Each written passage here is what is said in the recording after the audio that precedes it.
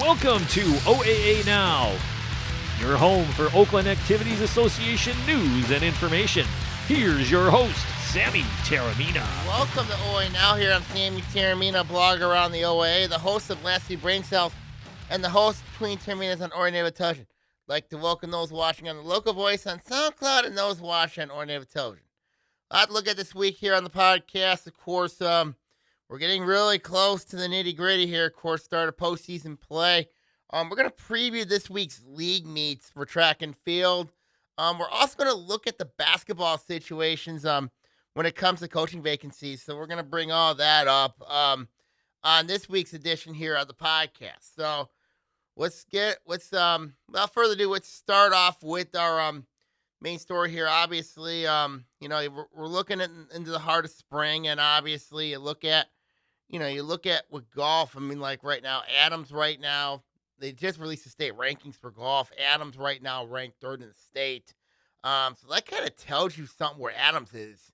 So really interesting to see where they're at when it comes to boys golf. And Adams has got a really good shot, I think, to make a lot of noise in the league, to win the league meet, but also to make some noise in the regional. So that'll be something to really keep an eye on there. So that is a team to really keep an eye on there. I know they just released the girls lacrosse districts regionals. They're on my blog at Saginaw-Bay-50 at blogspot.com if you want to take a look at them. Of course, I posted them back in early March, but they just released the matchups. Some of the most interesting ones, obviously, so if you're looking for girls lacrosse, the matchups are posted on there.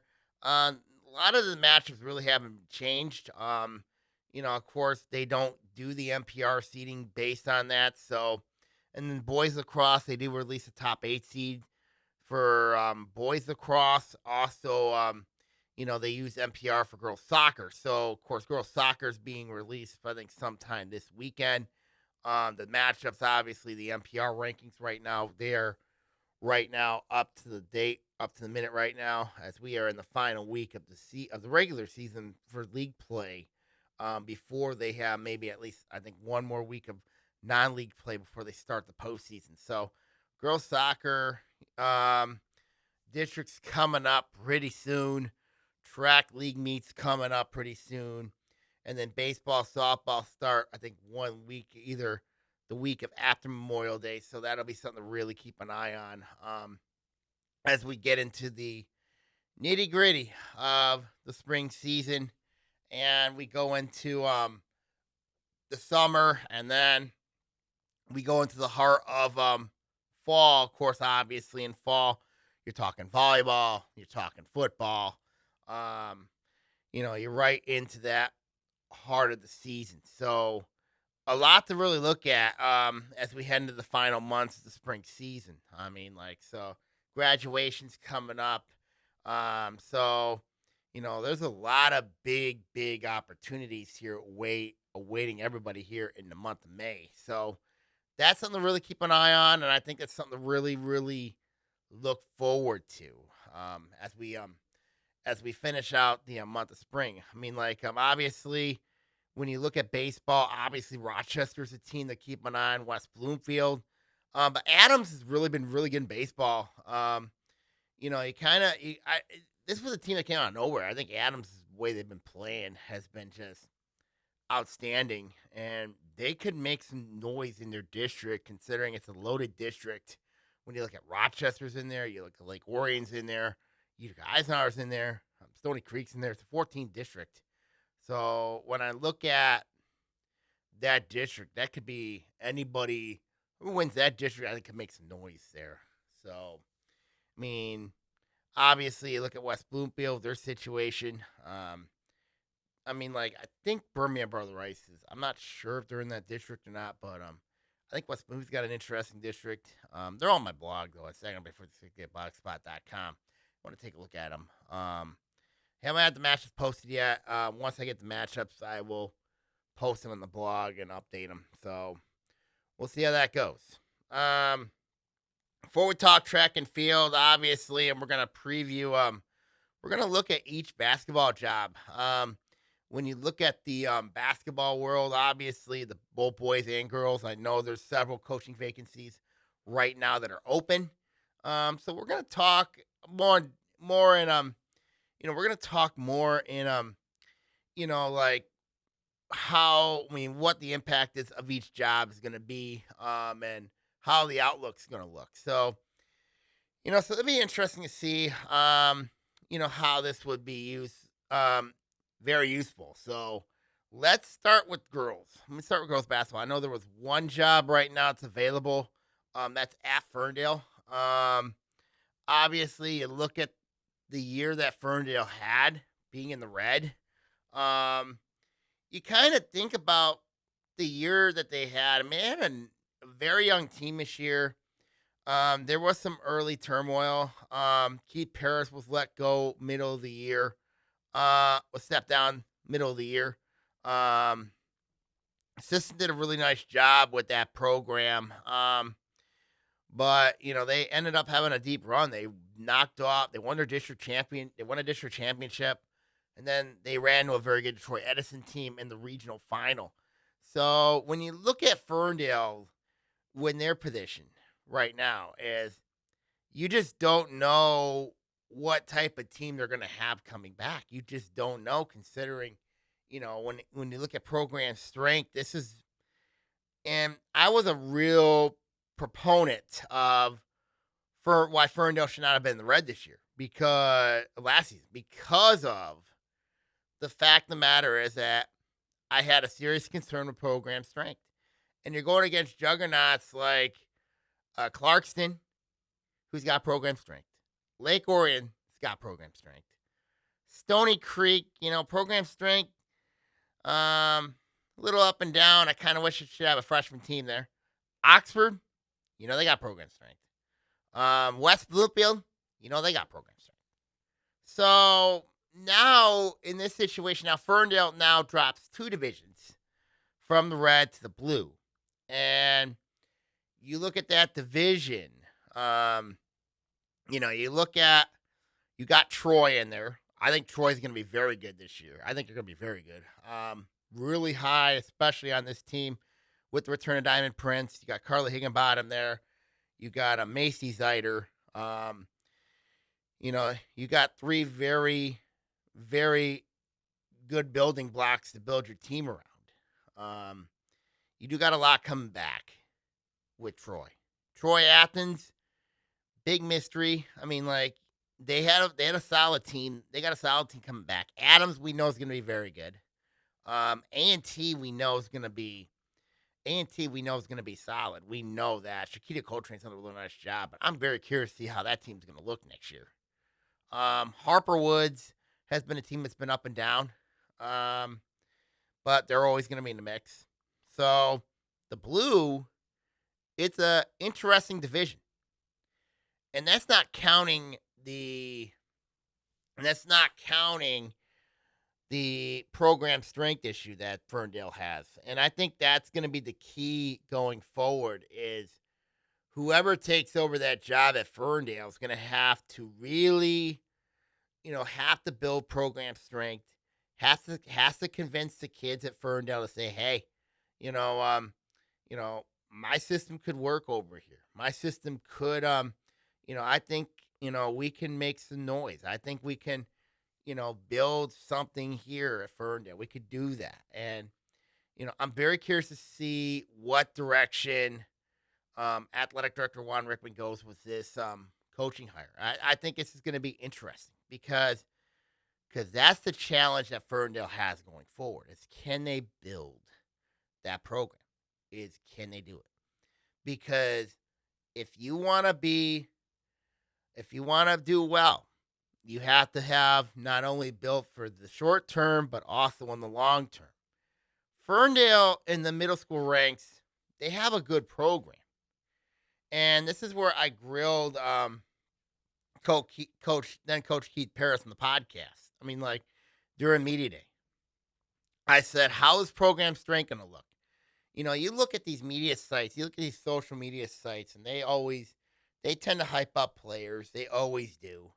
I mean, I know a lot of them very well. I mean, you can't live on just social media hype. You gotta go do it. You gotta go do it. And to me, at times, this is where I get concerned. If you think about this, is sometimes media hypes you. If you have a good AAU year or you have a nice AAU, um, you have a great AAU career. You know what I mean? Like, doesn't always translate when you get into high school ball. It doesn't always translate. I'll tell you that much right now. I mean, AAU, it's really nice to have on the resume. It's really nice. But, high school ball and an AAU ball, that's totally different. It really is. It's not the same. It really isn't. When I look at the Ferndale job, I will be very curious to see who takes this job because they're going to have some challenges ahead of them. Because, as I mentioned, program strength is number one priority. If you can build program strength with the amount of kids in that school, and I know Ferndale is one of the lowest enrolled schools in the OAA, that if whoever gets that job, if it's in house or or outside the box, I think that person's going to have a challenge ahead of him, whether he or she gets the job. You know what I mean? It's going to be a big challenge. I don't really have like front runners for this job, but I kind of got an idea who I think it should be, but I'm not going there. I'm really not. But I just think when you look at Ferndale, good area. You know what I mean? It's a good area. There's good kids down there, Ferndale. Really good kids down there. I mean, I think when you look at the job Ferndale has, it's going to be very interesting to see how whoever takes over the job there is going to have some challenges ahead of him. Really, yeah.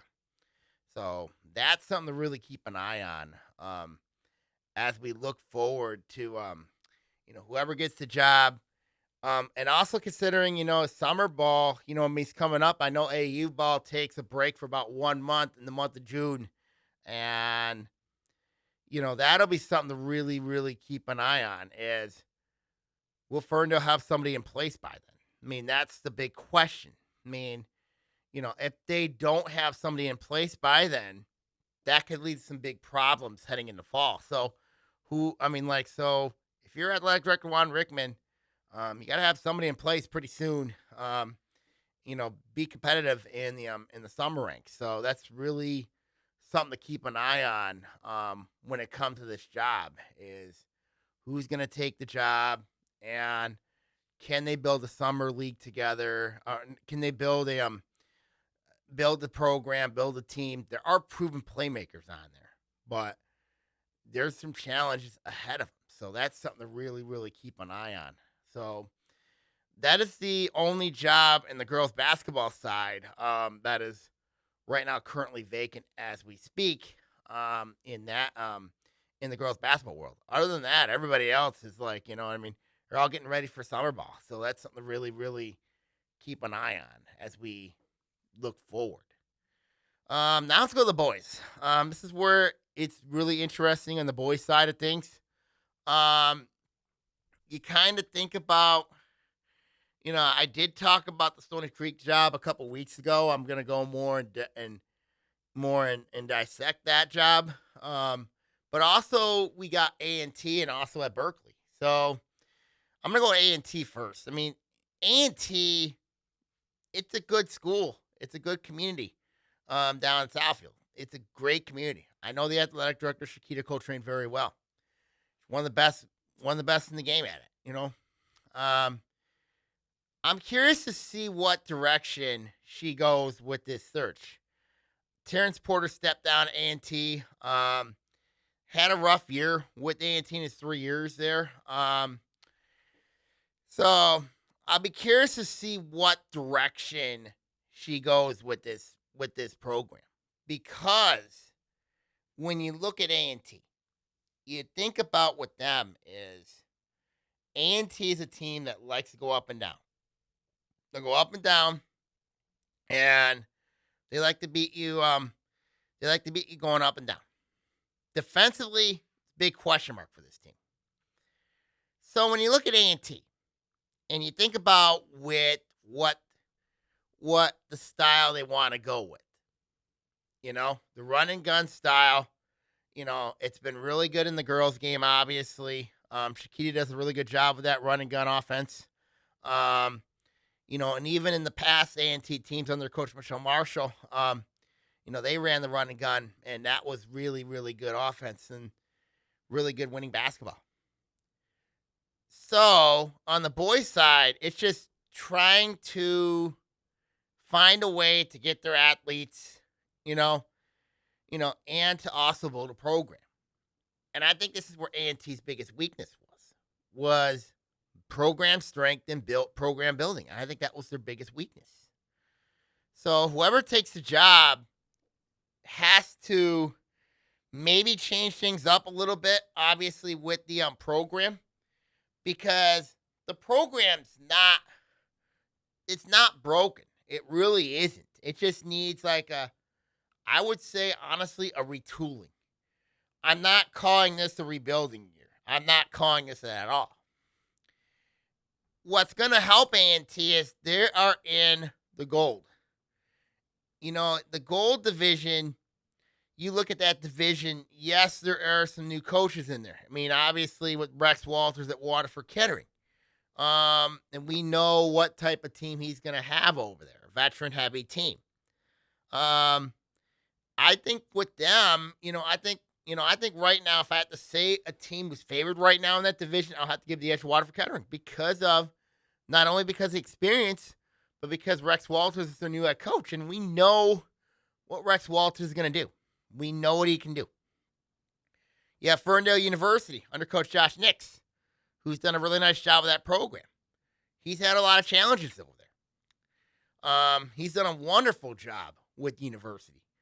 I mean, you can ask Stony Creek that question. Please ask Stony Creek that question. Because they went to Stony Creek and upset them. Now, A&T did the same thing. Then you have Harper Woods, who comes down from the white. They're going to be better because, obviously, Tawana Porter had a rough year. That was obvious. He had a young team, don't get me wrong, but that was a team last year that was you couldn't figure them out. You really couldn't they gave up a ton of points. Yes, they're a young team. They were a very young team. But when you look at Harper Woods, that's going to be, they're an up and down team. Don't usually defend pretty well. So, Harper Woods is going to be really interesting to keep an eye on. And then there is Oak Park. Oak Park comes down from the white. They too had an up and down year under Coach Duran Shepard. So this will be something to keep an eye on. With them is, can Oak Park, obviously find that magic after struggling the last few years, being in the red, and then being in the white, and now they're they're in the gold. So I'll be curious to see where this goes. But back to A&T, it's a good job, good community, great kids at A&T, great kids there. So whoever takes the job there is going to be walking into it's a good situation. But I think for them, it's just they got to build program. Whoever takes the job, there's going to have to build program strength, obviously. But I think whoever takes the job there is going to have a good situation with a very supportive athletic director. You just got to make sure that, just program strength and just putting your culture in. And for A&T, I know there's going to have to be a transition period, and it's going to have to happen during the year. So that'll be something to really keep an eye on there. Really something to really watch for there with that situation. Then let's go to Berkeley. Berkeley, this is, I think, Coach Joe Sermo left this program in a much better place. He left this program in a much better place despite the struggle last year. Berkeley you look at what Sermo has done with that program. He has turned the sub-varsities are very competitive. The middle school program at Berkeley is very competitive. You look at the job that Sermo did was absolutely incredible. Now you look at the negatives. Is you look at what Berkeley is. Look where they're at location wise. I mean, you could send Berkeley north. They could probably see a team like Groves or a Seaholm. Or they could send them south. They meet a team like Oak Park, Detroit Renaissance, UD Jesuit. So that's really where the issue with Berkeley is. But Berkeley's a great town, a great community. It's a rising community. I mean, you look at their rivalries, obviously Ferndale, and you look at obviously Royal Oak. I mean, Royal Oak, we know that rivalry. And we know that thing could be real nasty really fast. So, with Sermo stepping down, he left Berkeley in a really good spot.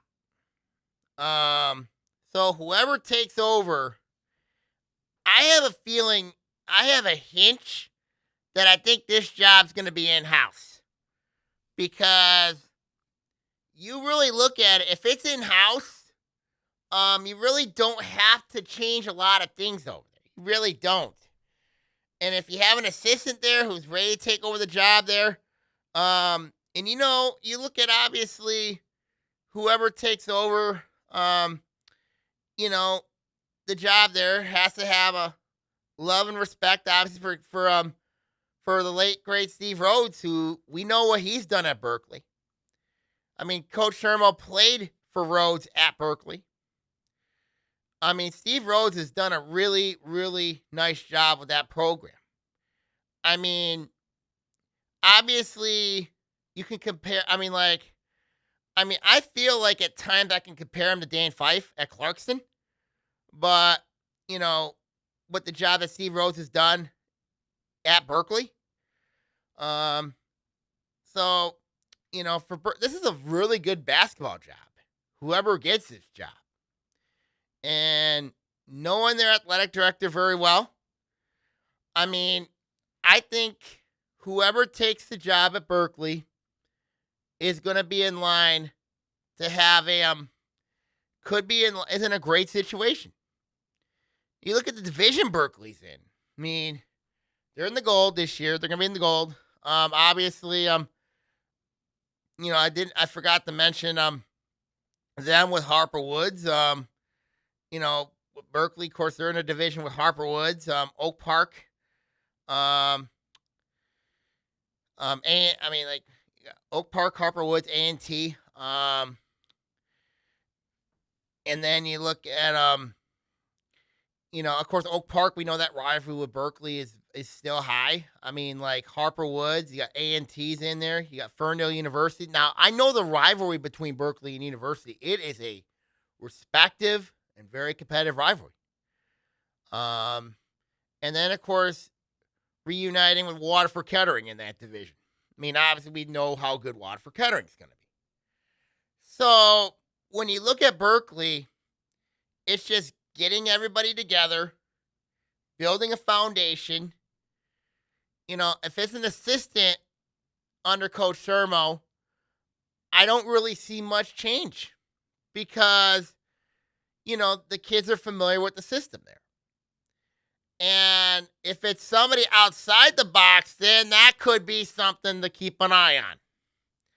Because you look at the job that Coach Sermo has done there, and you look at what he's done over there. He has done a magnificent job with that program. So when you look at that job, I think it's a great job to have because you're in a community where it's very supportive. You look at, you don't have a lot of expectations there. But, it's an opportunity for a new coach to come in there. and make some noise, make an impact. Be there a long time, and I think that would be a good fit for whoever takes the job there. I think Berkeley right now would be, I think, it's a very, very good job. And I hope whoever takes the job, views this job as a destination job. Because I think whoever takes the job at Berkeley, I think, would hopefully call it their dream job. I hopefully think that they would. Because Berkeley, there's athletes there. Middle school program was very good under Coach Joe Sermo. The sub-varsities were very good. So whoever takes that job is going to be in a really good place. You're in a winnable division, and you get a chance to book your non-conference. The only downside of it, your district could be really tough. Obviously, you look at, if you go north, you're probably staring at Birmingham, at Groves and Seaholm. Obviously, you might have to deal with Royal Oak in the future. But you go down south, you're dealing with, obviously, Oak Park. You got Detroit Renaissance, UD Jesuit. That's very much possibility right there. So that's going to be your challenge. Whoever takes the job at Berkeley. Is the postseason challenge. But the strength is, community at Berkeley. The really strong fan base, really passionate fan base. Playing at a legendary gym like the barn at Berkeley. It's a really, really good job to have. And obviously, you look at the success of the girls program under Coach Clay Shaver, and look what he's done with that girls program in a span of about 3 years. He's turned that thing into a powerhouse over there. So we'll see what happens. I think with Berkeley, I think it's going to come down to is, I'll be curious to see who takes the job there. I will be very curious. And then there's Stony Creek. When you look at Stony Creek, this is a job where there's going to be a ton of challenges. You look at what happened with Jeff Owen. Obviously the numbers speak for themselves. The record speaks for itself. You look at that record and you think about, okay, you look at, of course, was it the right fit? Was it the right, you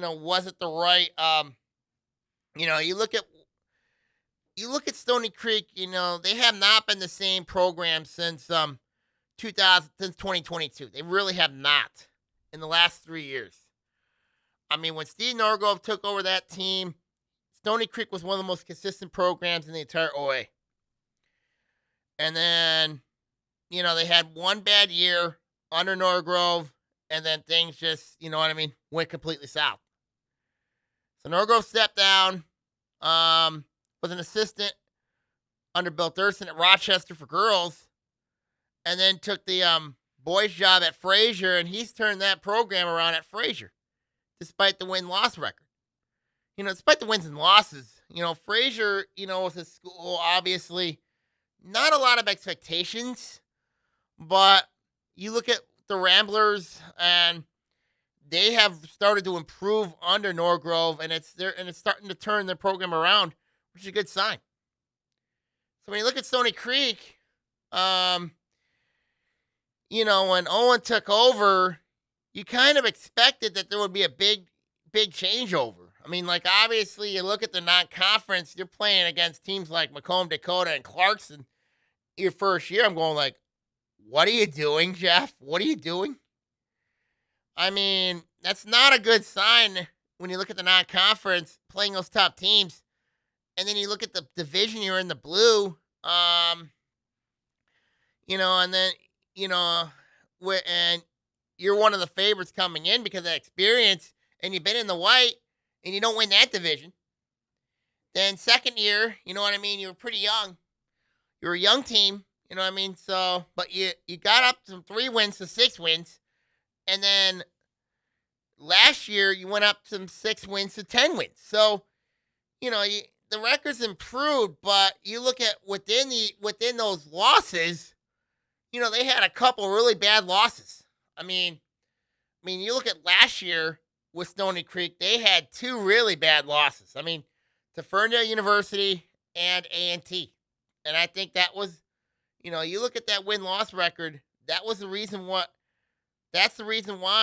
you look at that record and say to yourself, something's not working here. So I'm curious to see how whoever gets this job, there's going to be some challenges awaiting whoever takes over here at Stony Creek. And I devoted a whole podcast devoted to this. You want to watch that podcast? I mean, it's on the ONTV website. I encourage you to watch that podcast. Stony Creek, they're going through a big time changeover. They're going through a changeover. So that's something to really keep an eye on. So I'm curious to see who's going to make the hire. This is going to be really interesting to see who's going to make the hire. The other one is, can he get along with this new team? Because you look at that team last year, Stony Creek had, their program strength, their freshman and JV programs were both very good. They were both very good. But then you look at the problem was the changeover from, freshman to JV and then JV to varsity. So there was a big, big time changeover from within the inside of the program. When you think about it, running a diamond press in JV and freshman JV, that'll work in a lot of ways. But when you get to varsity, it doesn't always work because everybody's got to figure it out. So, so I think ideology would be something to really keep an eye on with Stony Creek. And I think whoever takes over the job there is going to have to put in his own system in there. And everybody's got to be on the same page. It can't be just one with like one team, then another team, and another team. It's got to be one big program. That's why you see a lot of these teams have a lot of success because, one, they're running basically the varsity stuff within the middle school ranks or within the high school ranks. You know what I mean? So you look at teams like a Clarkston. You look at a team like Lake Orion. You look at North Farmington. You look at Rochester. You look at Adams. I mean, you look at Troy. You look at a West Bloomfield or a Groves. I mean, all of them. And you look at Oxford. I mean, all of them basically run their stuff starting from middle school on up.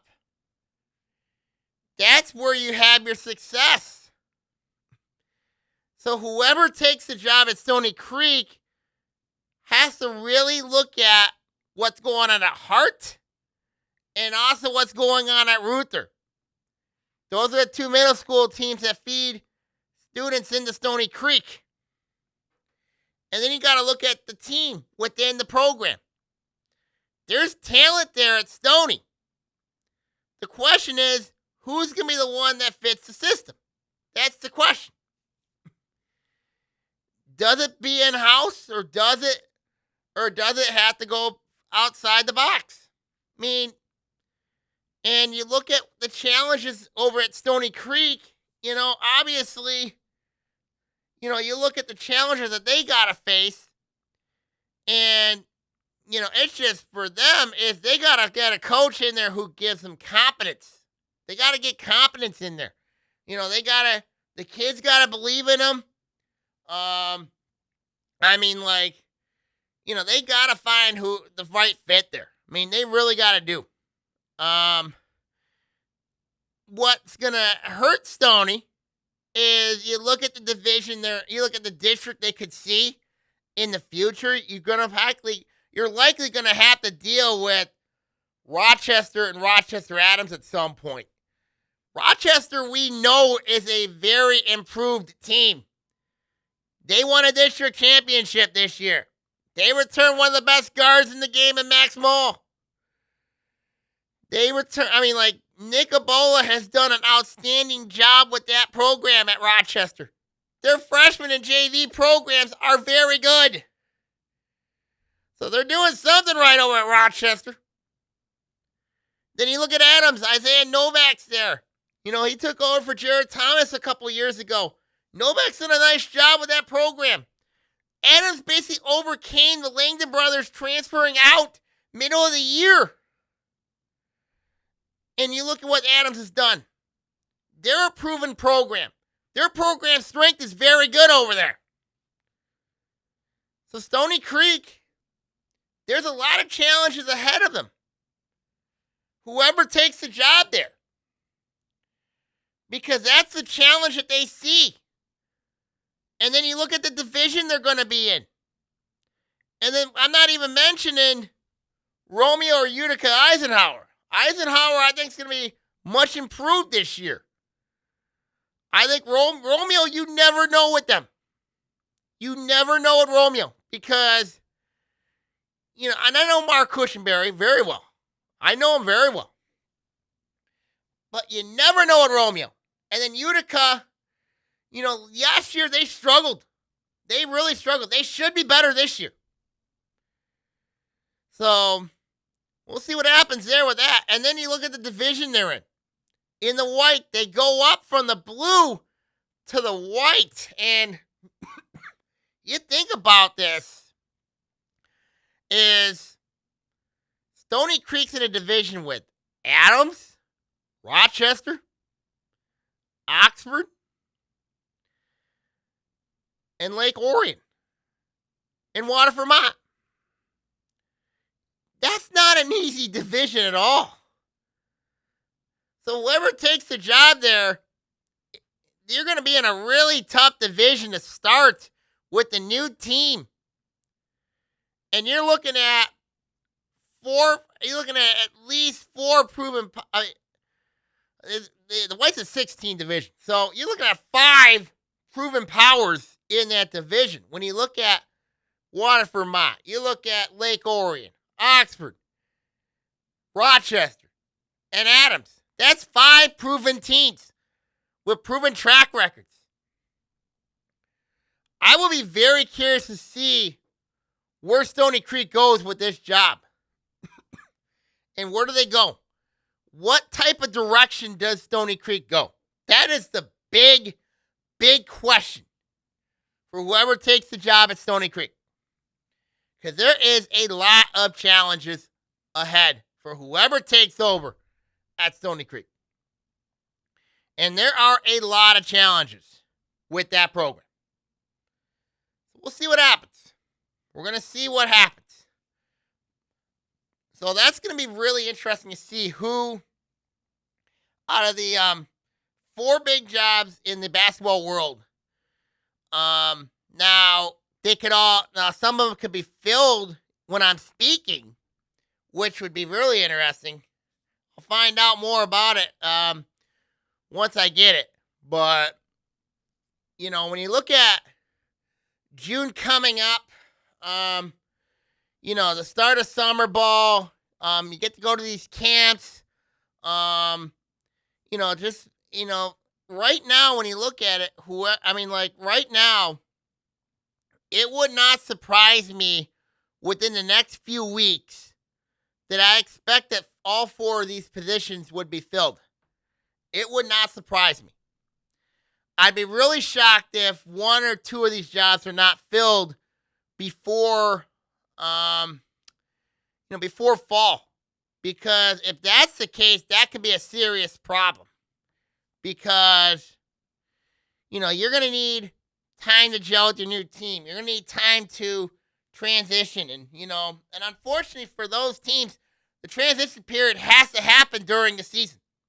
So that's the challenge here for these 4 new coaches who takes the job at their respective schools. So that's going to be the challenge going forward. It's a transition period, and it's got to happen during the year. So we'll see what happens with each of these jobs. All right, now we're going to go to track and field here. Obviously, we got the league meets this week here, previewing the league meets. We're going to preview the Blue Gold on Thursday. That will take place at Oak Park. You got Groves, Seaholm, Farmington, North Farmington, West Bloomfield, South A&T, Oak Park, Ferndale U, Pontiac, Berkeley, and Harper Woods, all in this meet here. So when you look at the favorites in this meet, you got to really think about, in the girls, no doubt it's Oak Park, because when you look at the Knights here, they're loading the hurdles, they're loading the mid-distance, been ranked in the state all year. They're the defending state champions. They had a really nice league year this year. They won the gold. So when you look at teams that could challenge them in the league, I mean, obviously you think about with Seaholm with their distance. Farmington could be a wild card, especially with their distance. West Bloomfield could be a serious contender. I mean, West Bloomfield could match Oak Park, especially in the relays. They do have the young Tatum over there. She is really good over there at West Bloomfield. So I really think in the girls' side, Oak Park has to be favored on their home track for a couple reasons. I just think obviously their mid-distance, their the sprint relays, I think that's gonna be the key. The weakness you can expose Oak Park is obviously in the field events. You can really expose them there. Maybe in the distance like 3,200, but maybe in the long distance like the 2 mile. I think you can expose Oak Park there. But the key is Oak Park, they do load up on the hurdles. They do load up on the sprint relays. Distance has been, up and down with them. Field events, I think, is going to be something to really watch for when it comes to Oak Park in this meet. Seaholm is usually a team that, they are usually a distance power. They could make some noise as well. When you look at this meet here on the girls' side, I think it's going to come down to, I think Oak Park and West Bloomfield right now are your two best teams. Farmington's your wild card. I think that's what it's gonna be. You got to give the edge to Oak Park, basically based on their experience. But West Bloomfield, I think they could really do some damage here. They could really score here. Farmington here, I think is your wild card. I think your sleeper. Berkeley in the distance could be really good as well. So, but I think at the end of the day here on the girls' side, you got to give an edge to Oak Park here because of the experience. And I think they're going to load up a bunch of points in the hurdle relays. I think they're going to load up a bunch of points in the sprint relays.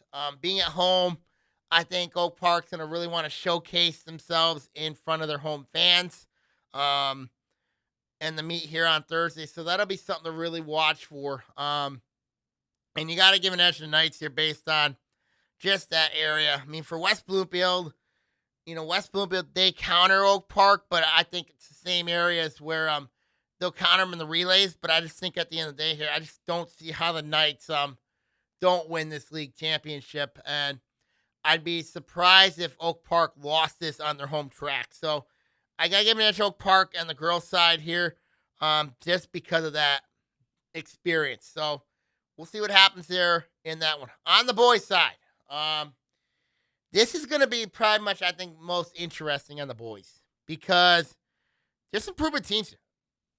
I mean, Groves is solid. They got one of the best discus throwers in the state.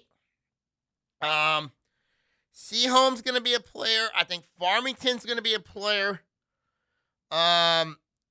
West Bloomfield, I think, has to be the early favorite here because of who they got. West Bloomfield is a team that they got relays. They got sprints. They can make some noise. They can do some damage. I think it's going to come down to is can West Bloomfield overcome Oak Park? I mean, that's really the key. Oak Park, we know, has been, up and down all year in the boys, up and down. So when you look at West Bloomfield, I think the next best teams in their division. I think it's Groves. You know what I mean? Groves could be the team that I think they can make the most noise in this division, in this meet. I think Groves is probably your most dangerous team in this in the blue gold. I think it's gonna come down. They got the sprints. They were competitive this year. They were really competitive. So that's something to really keep an eye on. And I think when you look at the boys' side here, I think another one to keep an eye on is Farmington. I think they could be a dangerous team to really watch for. So when I look at the division right now, when it comes on the boys' side, as I mentioned with Oak Park and the girls, West Bloomfield's got a very serious case to make a ton of noise. I mean, West Bloomfield, they were in it last week at Farmington. I know they won the Oxford. I know they won the Oxford Invitational a couple weeks ago. I think the Lakers could be that team to really make some noise. They could. I mean, they really much could. So I think it'd be interesting to see how it goes, and we'll see what happens. But I just think West Bloomfield could really, really make some noise here. I think they're going to do well in this boys' meet. I think it's going to come down to, I think it'll be West Bloomfield, Groves, then Oak Park. Farmington's my most dangerous team. Maybe keep an eye on Berkeley. I think Berkeley can make some noise this year. That could be a team to keep an eye on. That could seriously make some noise. So we'll see how that goes. I mean, we'll see how that one goes there. Now let's go to the red-white meet. This will be at Lake Orion. In this one, you got Lake Orion, Clarkson, Oxford, Rochester, Adams, along with Stony Creek, Bloomfield Hills, Royal Oak, Avondale, Troy, and Troy Athens. So when I look at this one, I think when you look at the boys' side, Rochester won the division this year, which was, I couldn't believe Rochester won the division this year. Won the red this year. Because you look at Rochester Adams, you know how good that program's been. And then you look at, on the boys' side, knocking off teams like Clarkson, Lake Orion, Oxford, and the Adams. So that says something right there. Really says something. And then you look at the white side. You got Troy there. You got Stony Creek. You got Bloomfield Hills, Royal Oaks in there. Now, if you're Royal Oak, you're probably saying, like, we're pretty close to Oak Park. But we got to make the long trip up north to Lake Orion. So that's really interesting there. So you think about it, when you look on the boys' side, you have to give an edge to Rochester here. Because, one, they won the red. They are a very dangerous team. They got balance everywhere. They basically have, they got sprints, they got distance, they got field events. And you look at Rochester, this team could be a very dangerous team come league play, maybe even in the regional. And you look at that regional is loaded. I think when you look at balance, that's going to be the key. Balance will be the key on the boys' side if you're Rochester. If you can use that balance, you're going to win meets.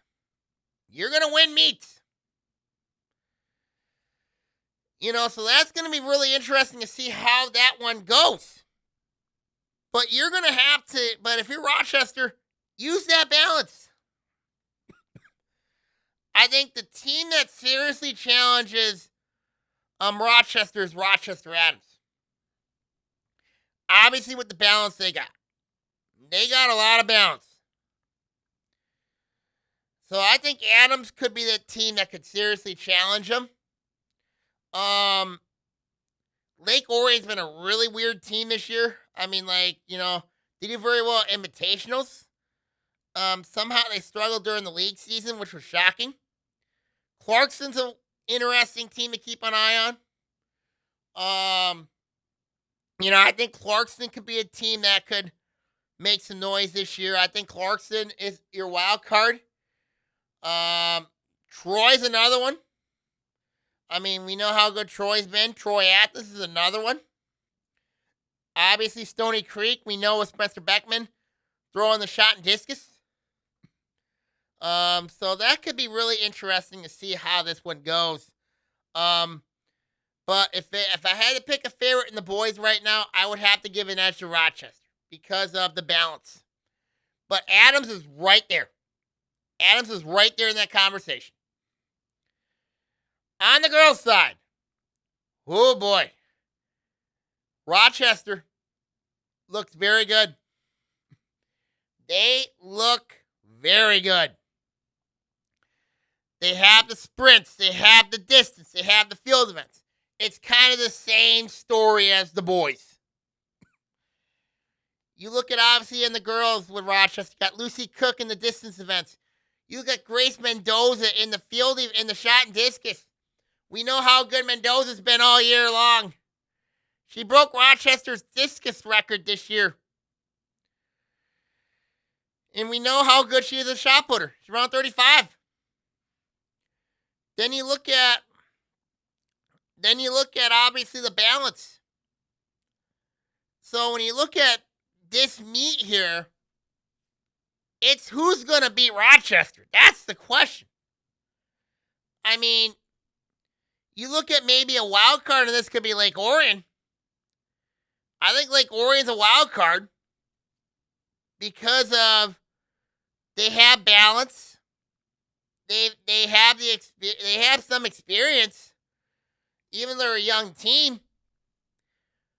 I mean, that's a team to really keep an eye on. There is Lake Orion. Clarkson's another one. I mean, they've been solid. Adams, we know, has been good, but I really think when you look at, and then you look at the white, Bloomfield Hills, we know they've been solid. Royal Oak, their distance is pretty good. Troy's the great mystery here. Athens, they got a couple good runners. So when I look at this meet here in the red-white, I think it's going to come down to is there a team that can challenge Rochester? Could it be Lake Orion? Could it be Clarkston? Could it be Royal Oak? Could it be Troy? Could it be Troy? Troy Athens? You never know. Rochester, to me, is probably the most dangerous team here in the girls' side because of their balance. And when you look at the regional coming up for Rochester, I would say they would be the favorite, but you got Oak Park in there. Oak Park would be a very dangerous team come regional time. We're going to talk regional next week. But when you look at the league side of things here, I have to give the edge to Rochester because of their balance, because of their experience. Obviously, Lucy Cook there is big. Their relays are pretty good. They're Rochester, they're a dangerous team. Rochester, to me, I think, no doubt, is the favorite in this league meet. Not only in the girls' side, but also in the boys' side. So that's something to really keep an eye on. Is there a team within these 10 schools that can knock off Rochester? I think Lake Orion's going to give him a fight. I think Clarkson's going to give him a fight. I think Adams going to give him a fight. I'm not sure about the anybody in the white though. I'm not really sure. But I think right now when I look at this matchup, when I look at if there's a team that can knock off Rochester, and it's going to be a tough sell. You know what I mean? It's going to be a tall order. But I just think right now Lake Orion Clarkston maybe have the best chance. But do I see it? I don't know. It's probably not likely, but you never know in these type of meets. You never know. I mean, Rochester won the regular season title in both boys and girls in the regular season. Won the red title. I think Bloomfield Hills won it in the girls side. Won it in the regular season, but I may be wrong. So I probably am wrong. So, and then obviously the Gold Oak Parks won it. West Bloomfield, obviously. So we'll see what happens. But the red white at Lake Orion right now, if I had to say something right now, who I think would be favored to win that, I would say right now it'd be Rochester. Because on the girls' side, and both boys and girls, both sides are balanced. Both sides are deep. And I think on the end of the day here, I just think Rochester, I think they're going to show, obviously they're going to show, doubters why I think they're going to make some serious noise. So I think it's going to come down to a balance game. And right now, if you look at the balance side of things, Rochester, we know, they're very dangerous when you look at balance. They are a very, very dangerous team when it comes to balance, particularly in the girls especially, but the boys, they have managed to do a really good job balancing that out as well. So, so that'll be something to really keep an eye on as we head forward into the meet on Friday. Of course, the blue gold meet is on Thursday at Oak Park, and the red white meet is at Lake Orion. That'll be on Friday. So be something to really keep an eye on as we head forward into the league stretch and then regional next week, which should be really interesting. So that'll be something to really keep an eye on as we head forward into the postseason part of the track and field season. So we'll see what happens going forward as we head into the final weeks of the regular season and we get ready for postseason play. So something to really keep an eye on as we head forward within the final weeks of the season. I'm going to sign off here. Make sure you follow the blog at SagamBay4650 at blogspot.com for latest information around the OAA. As I mentioned, we're keeping an eye on the coaching searches. They'll also be on the blog at SagamBay4650 at blogspot.com. For latest information around the OAA, make sure you follow the blog, as mentioned, at SagamBay4650 at blogspot.com for the latest information around the OAA. Everybody, I'm signing off here. Take care. God bless. And I will see you all next week. Take care and see you then. God bless. God bless.